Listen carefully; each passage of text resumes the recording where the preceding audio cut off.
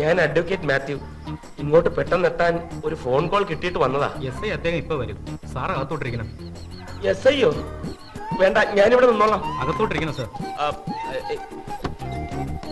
എന്നെ എന്തിനാ വിളിപ്പിച്ചത്? എനിക്ക് പെട്ടെന്ന് പോണം. വരണം സാർ.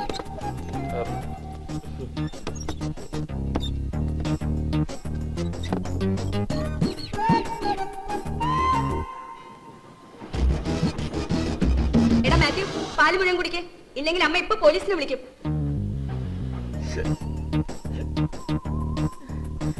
വായിന്ന് വെല്ലെടുക്കണ നാരായണൻകുട്ടി.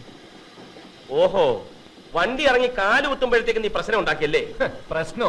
റെയിൽവേക്കാരുണ്ടാക്കിയ ഒരു പ്രശ്നത്തിന് പരിഹാരം ആവശ്യപ്പെട്ടപ്പോ അവരെന്നെ പിടിച്ച് ലോക്കപ്പിലിട്ടു.